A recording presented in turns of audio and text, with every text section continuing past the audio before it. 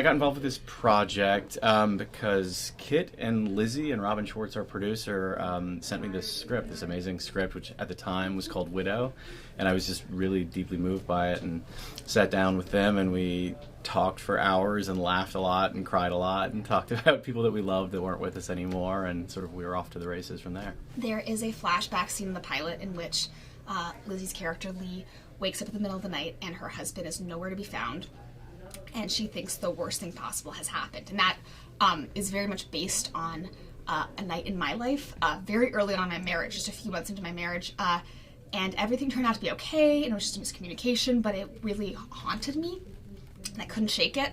And I just started thinking about who that woman was that could survive this impossible thing. And the more I started to think about her, the more I fell in love with her. And the more I started to think about the people in her life, the more I fell in love with them. And it was just a story that started to burn a hole in my gut, and I knew I had to write it. I was going through a life change at that time, not from death, but a big transition. And so it felt like a loss, and it felt like I could relate to this woman in a totally different level. And the more I thought about it, the more when we met and spoke about it, it just seemed like there was a gap of storytelling and a little hole to be filled of talking about, and authentically talking about what loss is, and it's something that's inevitable that we all have to experience, and we don't really have a comfortable conversation around it. It's like an awkward etiquette, and it dealt with it with this woman who's kind of difficult to take care of, and makes things harder for other people at times. And I just found that also to be funny, for a widow to be so hard to console. So I found there's a lot of life and humor, and I loved the world that we created in Los Angeles and depicting that as someone who was raised in LA and Kid as well. So there are lots of reasons to have gotten involved, and then we just, January, we were like, and it's a go for March, and that's when we got an amazing cast and crew and writer's room together. I play Lee, who is a young widow who's just recently and unexpectedly lost her husband, and it's about her journey and her dealing with grief and the people around her that are closest to her and him, as well as dealing with the loss of him. But we also get to play with memory and flashbacks. That's why we get to have Mamadou play the husband. Yay! I play Matt. Recent husband. Yeah. Nice. Sorry.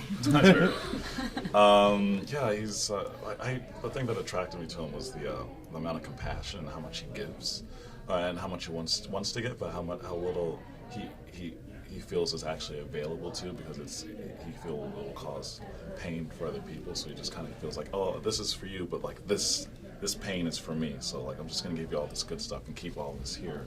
And I was like, wow, how can somebody live like that? I didn't really understand, and researching a little bit about mental health issues, so particularly depression, I felt like I just became a lot more compassionate to people that I knew in my life that were suffering, because I remember episode 5. There's a lot of things that I felt like I was guilty of, or like some of the things that Lee does in the story.